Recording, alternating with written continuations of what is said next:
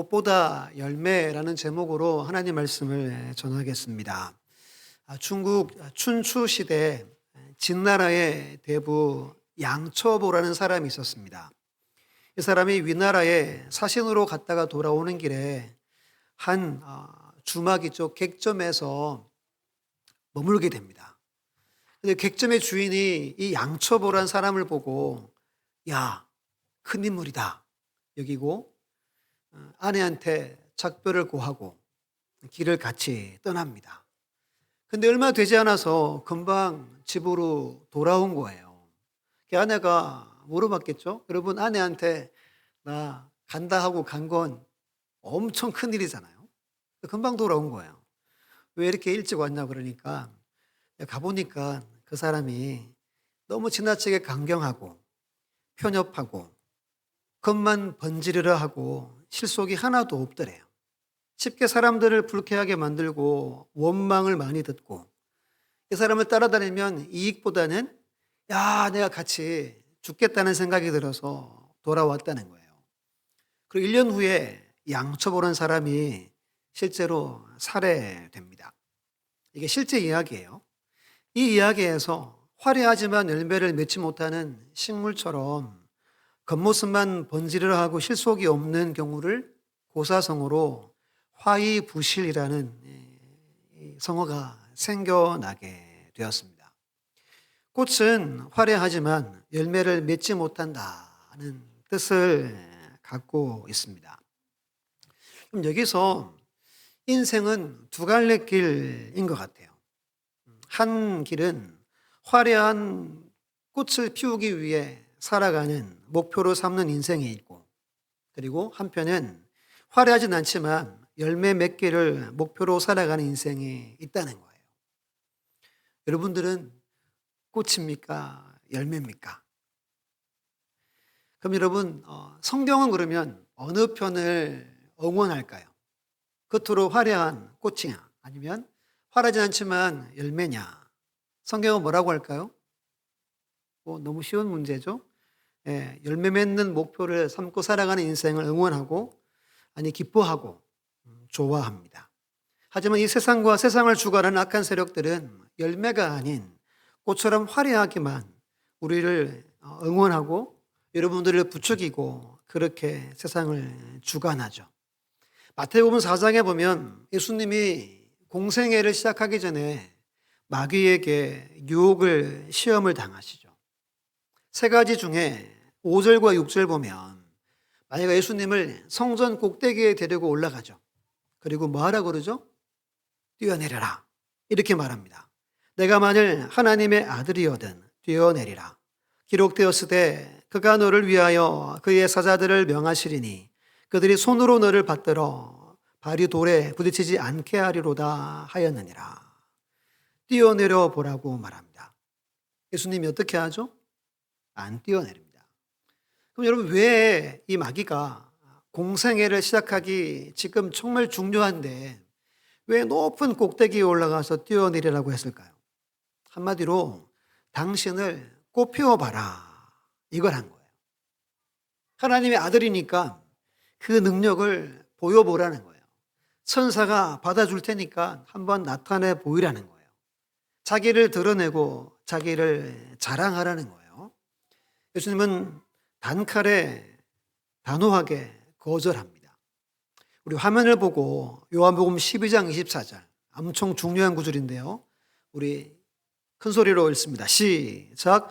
내가 진실로 진실로 너희에게 이르노니 한 알의 밀이 땅에 떨어져 죽지 아니하면 한 알 그대로 있고 죽으면 많은 열매를 맺느니라. 아멘. 이 한 구절을 통해서 왜 예수님이 마귀의 유혹을 거절하셨는지를 알 수 있습니다. 이 구절은 예수님의 생애, 삶을 한마디로 요약하는 핵심 구절입니다. 예수님은 화려함을 자랑하거나 엄청난 능력을 나타내 보이기 위해서 이 땅에 오신 것이 아니라는 거예요. 조금 전에 이렇게 그랬죠. 죽으면 많은 열매를 맺느니라. 예수님은 열매 맺으러 이 땅에 오셨다는 말씀입니다. 누구를 위해 이 열매를 맺죠? 성부 하나님 아버지를 위해서 열매 맺기 위해 이것을 목표로 삼아 이 땅에 오셨다는 말씀입니다. 이런 이야기가 있어요. 화무 11홍, 권불 10년. 아무리 아름다운 꽃도 열흘을 넘기지 못하고 아무리 막강한 권력도 10년을 넘기지 못한다. 또 하나가 더 있어요. 화무 11홍, 인불 100일호. 아무리 붉은 꽃도 열흘을 넘기지 못하고 아무리 좋고 대단한 사람도 100일을 넘기지 못한다. 이런 말들이 있어요. 이건 성경이 아니잖아요. 여러분, 이 땅에 살아갔던 똑똑한 사람들, 현인들은 알았어요. 화려하고 꽃 피우는 인생이 결국에는 허무하더라. 아무 의미가 없더라. 라는 것들을 사람들은 알게 된 거예요. 젊음이 영원하지 않죠. 화려함도 덧 없다는 겁니다. 우리나라에서는 노년의 삶에 대해서 그렇게 밝지 않은 것 같아요. 어떤 것 같아요? 좀 허무하게 보는 것 같고 스스로도 너무 처량한 것 같고 자녀들한테 한마디도 못하고 저는 그렇게 안 살 건데요. 너무 비참한 것 같고 그런 생각이 많이 들어요. 그럼 나이가 들수록 나이가 안 들게 보이려고 하죠. 이게 돈도 들이고 노력도 하고 에너지도 많이 낭비하죠. 근데 여러분 꽃은 시들죠. 막을 사람이 있어요, 없어요? 못 막아요. 우리도 마찬가지예요. 꽃에 집중하면 늘 우울하게 삽니다. 근데 우리 인생을 열매 맺는 데 초점 맞추면 아무리 나이가 많이 들고 노년의 삶을 살아도 아름답고 풍성한 삶을 살 수 있다는 거예요. 솔로몬이 기록한 잠언 16장 31절에 보면 노년에 대해서 이렇게 말합니다. 백발은 영화의 면류관이라 의로운 길에서 얻으리라 말합니다. 이제 성경의 관점이에요. 여러분 나이가 들수록 또 우리가 더 집중하고 목표를 삼아야 할 것은 사람들한테 보여지는 화려함이 아니라 우리 내면 또는 우리의 삶에 열매 맺는 것을 목표로 삼아야 한다는 거예요. 이것은 교회도 마찬가지입니다. 건강한 교회는 화려하고 겉모습 또는 많은 프로그램이 있는 교회가 건강한 교회가 아니라는 거예요. 내실이 있는 열매가 있는 교회가 건강한 교회라는 거예요. 최근에 새벽 예배 인도하고 기도할 때 이런 마음이 쭉 들어요. 이런 마음이 어떤 마음이냐 하면 내년에 오로지 이렇게 성경 찬송하고 우리 몸으로만 예배를 드려봐야 되겠다. 아무런 악기 하지 않고 한두 번 정도 해볼까 해요. 연주 안 하고 화면도 안 띄울 거예요. 오로지 뭐만? 이것만 들고 내 몸으로 내 목소리로만 찬양하고 예배를 드려봐야 되겠다.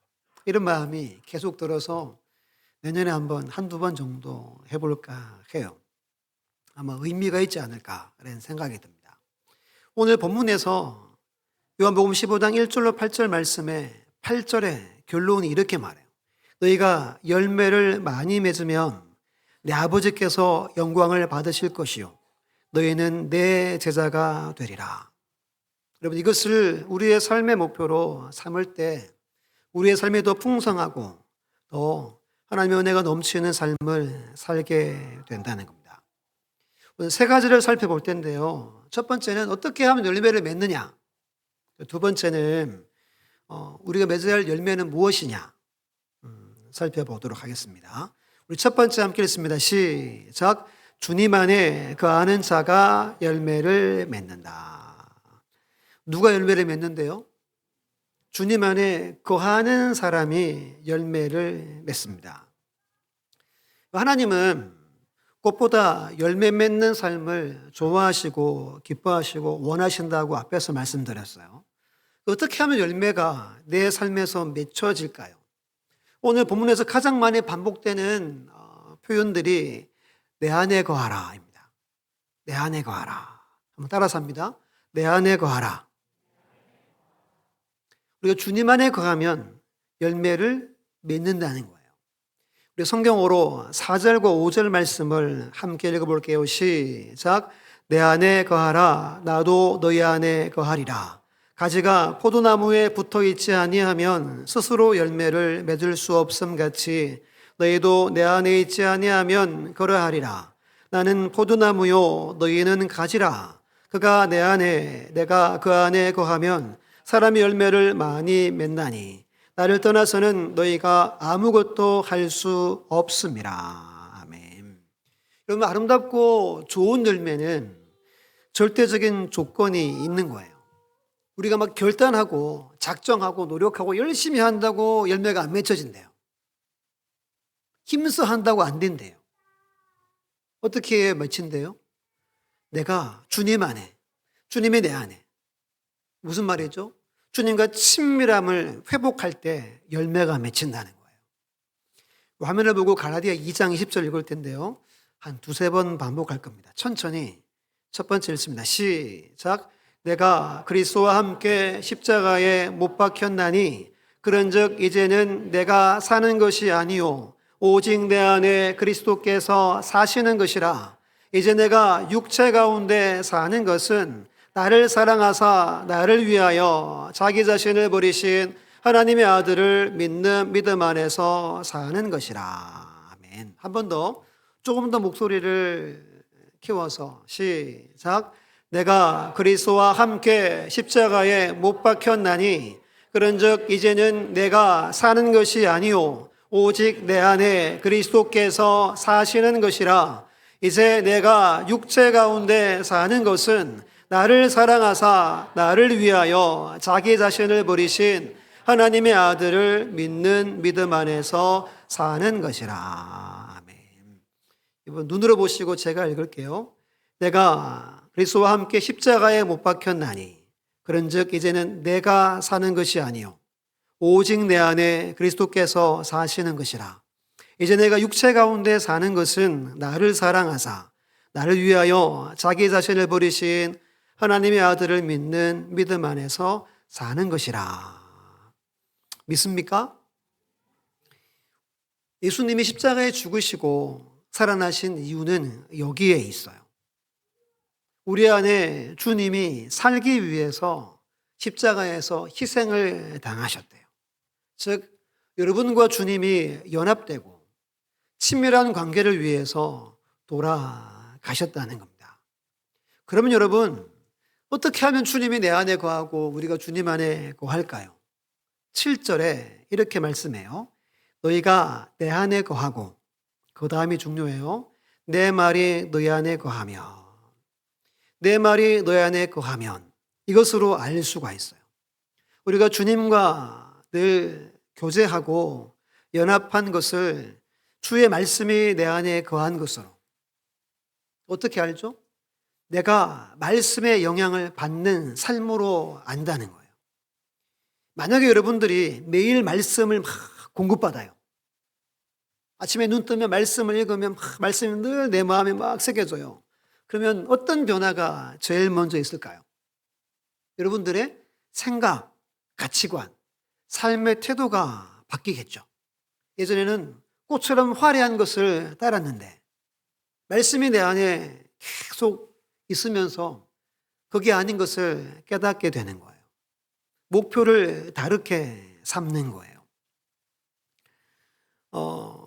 여러분, 꽃만, 화려한 것만 추구하면 상실감과 우울감이 많이 온대요. 저도 고민이 하나 있어요. 제가 이제 이렇게 머리 약을 먹었어요. 좀 먹었어요. 또 새치도 많죠. 머리 깎으면 집에서 염색을 하거든요. 그러면 이제 옆으로 이렇게 삐져나오죠. 이게 싫어서 물염색이 있다 그래서 물염색을 한 너댓 번 했어요. 피부에 안 묻어요. 근데 이게 염색이 잘 안 돼요. 그래서 머리 깎으면 조금 스트레스가 있어요. 이걸 염색을 할까 말까. 애들 보면 해야 될 것 같고. 약을 지금 안 먹은 지가 좀 됐어요. 원래 약을 저기 전라도 광주 걸 먹었는데 거기 가까이 뭐가 있다 그래가지고 거기 먹고 안 먹는데 요즘에 머리카락이 추풍 낙엽으로 막 떨어져요. 근데 이런 생각이 들어요. 야, 이걸 먹어야 되나? 엘리사도 대머리였는데 이런 생각을 합니다. 근데 이제 막내 아들 보면 야 이건 또 먹어야 될 것 같고 또 저희 아버지도 약 먹으래요. 약 먹으래요. 본인은 머리가 없으시니까. 여러분 이 사소한 것도 신경이 쓰이고 이게 좀 심각해지면 어떻게 돼요? 우울하게 되는 거예요. 근데 주님이 오늘 말씀해요. 이런 우울한 인생에서 자유하기를 원하면 누구 안에 거하라요? 내 안에 거하래요. 주님 안에 거하래요. 이게 우리 인생의 모든 문제의 해답이에요. 그러면 우리 안에 말씀을 주신다는 거예요. 말씀으로 우리를 붙들고 말씀이 우리를 감싸 안고 말씀이 일상에 드러나게 하고 말씀의 열매를 맺게 한다는 거예요. 말씀을 들을 때 순종하게 하고 연합하고 친밀하게 살게 한대요. 그때 열매가 맺혀진대요. 여러분들이 육신적으로 아무리 용을 써도 열매는 안 된대요. 주님 안에 거하고 말씀에 내 안에 거하면 열매 맺는다는 것을 꼭 기억하시기를 바랍니다. 성경에 보면 많은 열매들이 있어요. 회개의 열매, 전도의 열매, 감사, 찬송의 열매, 의의 열매, 봉사의 열매, 평강의 열매, 빛의 열매, 성령의 열매. 많은데 딱 두 가지만 살펴보려고 해요. 목사인 저와 우리 성도들이 꼭 맺어야 할 두 가지 열매. 첫 번째는 두 번째가 되죠. 성숙의 열매입니다. 같이 따라서 합니다. 성숙의 열매. 주님하고 친밀하게 되면 제일 먼저 나타나는 열매가 이거예요. 갈라디아 5장 22절 23절에 이렇게 말하잖아요. 오직 성령의 열매는 사랑과 희락과 화평과 오래 참음과 자비와 양성과 충성과 온유와 절제니 이것은 이 같은 것을 금지할 법이 없느니라. 성령의 열매를 하나님은 기록해 놓으셨어요. 우리가 오해하지 않게 하기 위해서. 성령에 충만하거나 성령의 능력이 임하면 표적도 나타나죠. 근데 하나님이 원하시는 성령의 열매는 그런 게 아니라는 거예요. 표적, 능력이 아니라는 거예요. 성령의 열매는 이 9가지입니다. 근데 이것이 성숙한 열매예요. 어떤 성숙이죠? 내 인격의 성숙의 열매예요. 기능적인 열매가 아니에요. 무언가를 하고 이루고 성취하는 열매가 아니에요. 이런 말이 있어요. 사회에서도 많이 쓰는데 doing에서 being으로 라는 말이 있습니다.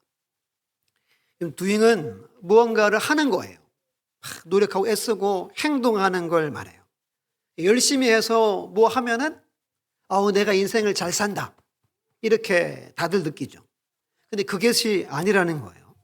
being은 본질이에요. 본질. 무언가 내가 무엇이 되고 어떤 존재가 되는 것을 말합니다. 예를 들면 우리가 선교합시다 하면 선교를 열심히 했죠. 예전에는. 그보다 더 중요한 것은 우리 교회가 선교적인 교회가 되는 거예요. 비잉이 되는 거예요. 그래서 하는 것보다 되는 것에 집중하는 교회가 되어야 한다고 보통 많이 이야기들을 합니다. 성경에 기록된 열매들은 다 비잉이에요. 비잉. 나의 존재가 회복되는 거예요. 우리는 성령의 사람, 성령의 통치와 다스림을 받는 하나님의 자녀가 되었죠. 우리는 세월이 갈수록 저와 여러분들의 인격의 성숙의 열매가 반드시 맺혀져야 합니다. 왜냐하면 우리의 삶의 궁극적인 목표가 뭐죠? 누구를 닮아가는 거예요? 예수님을 닮아가는 거예요. 바울은 에베소 4장 15절에 이렇게 외칩니다. 오직 사랑 안에서 참된 것을 하여 범사에 그에까지 자랄지라. 그는 머리니 곧 그리스도라. 범사 모든 일에 예수님까지 자라가는 것이 우리 성도의 삶의 목표예요. 바울이 에베소 5장 8절 9절에 이렇게 외칩니다. 너희가 전에는 어두움이더니 이제는 주 안에 빛이라. 빛의 자녀들 같이 행하라. 빛의 열매는 모든 착함과 의로움과 진실함에 있느니라. 아멘입니까? 예수를 믿어서 내가 거듭나고 하나님의 백성 자녀가 되면 이 열매가 맺혀진대요. 착함과 의로움과 진실함입니다. 착함은 굿니스라고 선량함이에요. 의로움은 정의롭고 바른 것을 추구합니다. 진실함은 진실된 사람 있죠. 거짓이 없는 삶을 사는 거예요. 착함만 잠깐 생각해 보면 선량하며 선량함. 예수 믿으면 내 마음이 더 선량해져야 하는 거예요. 성경에 선량한 사람들이 많지만 예수님의 육신의 아버지 요셉을 많이 꼽습니다. 여러분, 하나님이 당신의 아들을 육신의 아버지를 삼으려고 고르고 골랐겠죠. 안 그래요?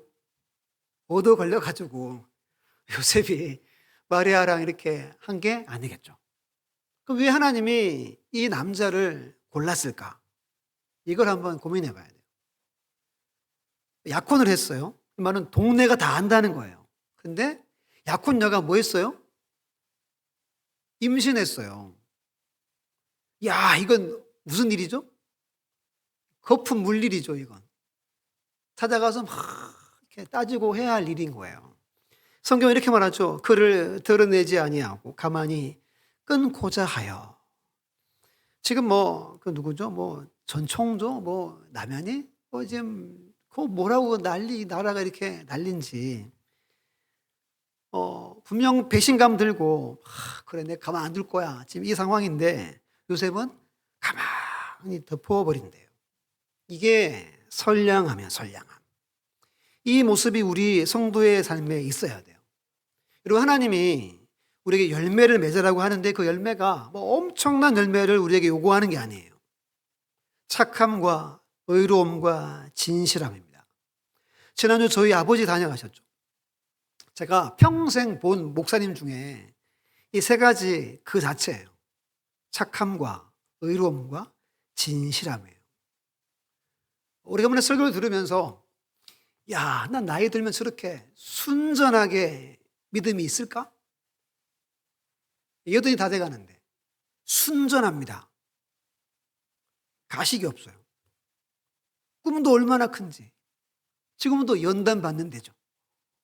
저는 불만이에요. 좀 편하게 살게 냅두시지. 그걸 연단을 시키고 그러시나 이런 생각을 해요. 인생을 살다 보면 저도 엄청 단순하고 순수했어요. 그런데 이 나이가 먹어보니까 이게 더 점점 순수해지진 않더라고요. 또 계산도 많이 하고 머리도 많이 굴리고 다 똑같겠죠. 그런데 신앙이 깊어지고 나이가 먹으면 착하고 의롭고 진실해야 된다는 거예요. 원래부터 우리 아버지가 안 그랬어요. 진짜 정의로운 분이에요. 그리고 저희 아버지 집안은 힘이 있어요. 빠르고 힘 있고. 그래서 사촌 동생은 막 그 동네 유명해요. 이걸로 유명한 집안이에요. 자신감 있고 거침없고 거칠고 두 가지로 바뀌었어요. 성령의 다스림, 막 다스리는 거예요. 그리고 연단이에요. 그래서 보면 상급이에요, 상급. 이 세 가지는 선물로 주시는 거예요. 착함과 의로움과 진실함은 상급이에요.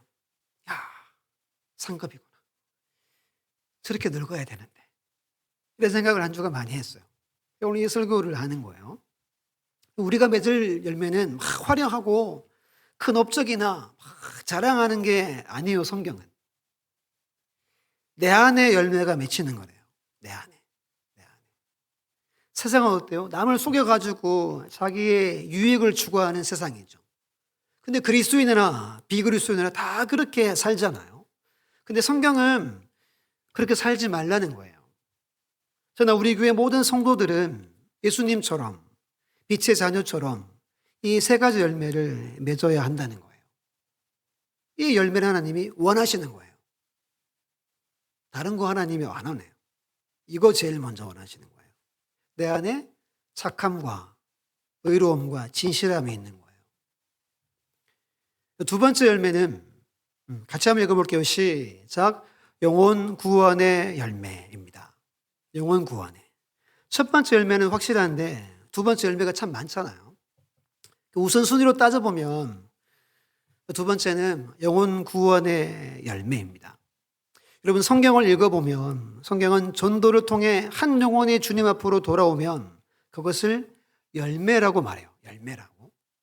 로마서 1장 13절에 형제들아 내가 여러 번 너희에게 고하고자 가고자 한 것을 너희가 모르기를 원하지 아니하노니 이는 너희 중에서도 다른 이방인 중에서와 같이 열매를 맺게 하려 함이로되 지금까지 길이 막혔도다.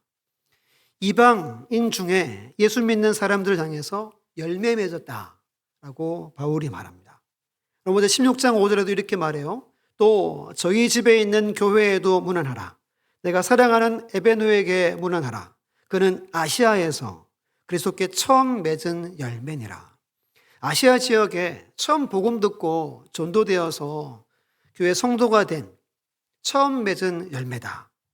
열매라고 말합니다. 또 이런 구절이 있어요. 이건 같이 한번 읽어볼게요. 빌립보서 4장 1절 시작. 그러므로 나의 사랑하고 사모하는 형제들 나의 기쁨이요 멸류가 아닌 사랑하는 자들아 이와 같이 주 안에 서라. 아멘. 여기 4장 1절에서는 열매라는 말 대신에 멸류관, 기쁨이라는 단어를 씁니다. 빌립보 교회 성도들이 사도 바울의 열매이기도 하고 그게 멸류관이었어요. 어저께 우리 막내가 메달을 하나 들고 왔어요. 어제 서산시 축구협회에서 아이들 대회를 열었어요. 원래 대회가 지난주 주일이었어요. 그래서 못 나간다고 주일이니까 못 나가죠. 나가게 하겠어요? 네, 못 나가죠. 그래서 아쉬워했어요. 못 나가네. 그러다가 지난 주일날 뭐가 왔어요? 비가 왔어요. 그래서 이제 서산시 협회에서 어제로 한 거예요. 그런데 어제 너무 추웠죠. 아침에 열이 좀 있어가지고 엄마는 나가지 마라. 자기는 가겠다. 갔어요. 가서 저는 교회에 있고 메달을 가져왔대요. 보니까 금메달이에요. 이 여러분 잘해서 주는 게 아니라 다 주는 거더라고요. 다. 그래서 몇 번 이겼냐? 말 안 해요. 골 넣냐? 말 안 해요. 근데 이걸 가지고 여러분 학교에 가겠대요. 내일. 자기 반에 우리 리베로랑 PSC를 다니는 애들이 3명이에요. 학교에서 이렇게 입고 가요, 옷을. 학교 가서 PSG를 전도합니다. 그래서 도와야지 막 이렇게 하면 공 주고 이렇게 하나 봐요. 공침이 몇 개 있는데 막 하려고 해요. 이번에 세례를 베풀었잖아요. 세례하면서 우리 성도님 아내가 권사님이죠. 이렇게 교육반 들어와가지고 앉아 기다리면서 이런 이야기 하는 거예요. 어느 목사님이 하나님 앞에 이렇게 갔대요. 갔는데 하나님이 그 목사님이 목회하며 세례 준 사람들을 그분의 열매 상급으로 계산하시더래요. 이 말씀이 좀 마음에 남았어요. 제가 목회할 때 어떻게 오시든 교회 와서 복음 듣고 그리고 내가 예수님 믿습니다 하면 세례 주는 거잖아요. 세례 베푼 게 목회하는 저의 열매일 수 있는 거예요. 제가 여기 오기 전에 한 2달 정도 놀았어요. 2달 정도 쉬었죠. 그때 책을 몇 권 본 중에 한 권이 가정교회를 처음 만드신 분의 책이었어요. 그분이 이런 목표를 삼았어요. 1년에 20명 세례 주자. 나중에 교회가 많이 부흥해가지고 훨씬 더 많이 주는 거예요. 근데 제가 마음에 20명 그래 목표를 삼아야지 하고 왔어요. 그런데 세례 주는 게 쉽지 않은 거예요. 제가 수요일인가 설교하면서 미국의 어떤 조사에서 우리 교회 정도 규모는 1년에 5명 정도는 등록을 하고 세례를 받아야 교회가 소멸되지 않는데요. 1년에 5명 세례 주는 것도 쉽지 않은 거예요. 저나 우리가 참 이 부분은 좀 많이 분발해야 된다는 생각을 많이 해요. 여러분, 우리 교회 전체가 열매를 많이 맺는 건강한 교회를 우선은 꿈을 꿔야 돼요. 하나님, 우리 교회 세례 받는 분들을 많이 붙여주십시오. 왜 이렇게 해야 돼요? 성경에서 기준은 새 생명이 많이 태어나는 교회가 건강한 교회예요. 새 생명이 많이 태어나는 교회가 생동감이 있어요. 막 처지지 않고 늘 생동감이 있고 늘 생기발랄하죠. 복음을 전하는데 힘쓰지 않으면 건강할 수 없는 거예요. 이 부분은 참 우리가 부끄럽다는 생각이 많이 들어요. 이건 여러분 개인도 마찬가지예요. 한번 생각을 해보세요. 지금까지 여러분들 통해서 복음이 건너간 영혼들이 얼마나 되는지, 또는 여러분 때문에 우리 교회 없어도 다른 지역에 교회를 출석하는 사람이 몇이나 되는지, 한 명만 있어도 하나님은 여러분들에게 큰 열매를 예비해 놓고 계신다는 거예요. 이 두 번째 열매, 교회나 성도인 저희가 일평생 꼭 늘 기억해야 할 두 번째 열매라는 겁니다. 말씀을 마무리할게요. 우리 한 번 더 요한복음 12장 24절 말씀을 함께 읽습니다. 시작. 내가 진실로 진실로 너희에게 이르노니 한 알의 밀이 땅에 떨어져 죽지 아니하면 한 알 그대로 있고 죽으면 많은 열매를 맺느니라. 아멘. 앞에서도 읽었지만 중국에서 또 읽은 거예요. 죽으면 많은 열매를 맺는데요. 이 말이 뭐냐 하면 대가를 지불해야 하는 거예요. 예수님이 십자가에 죽으시는 십자가의 대가를 지불하셔서 많은 열매를 맺은 거예요. 이런 말씀이 있어요. 나는 심었고 아볼로는 물을 주었으되 오직 하나님께서 자라나게 하셨나니. 자라나게 하시는 분은 하나님이시죠. 그런데 누구는 심었대요. 누구는 또 물을 줬대요. 각각의 대가를 지불하지 않으면 열매는 맺히지 않음을 말씀합니다. 인생이 꿈을 꾸는 것이라면 여러분 무슨 꿈을 꾸느냐가 그 사람을 결정합니다. 결국은 허망한 진리로 자리로 갈 수밖에 없는 허무한 무엇에 여러분들의 시간이나 에너지를 투자하지 말고 열매 맺기를 꿈꾸며 그 열매 맺는 일들에 여러분들의 삶을 대가를 지불하시기를 간절히 바랍니다. 그러면 여러분들의 이 내면, 여러분들이 비잉이 될 겁니다. 나이가 들수록 풍성하고 복된 인생, 행복한 인생을 살게 될 줄 믿습니다.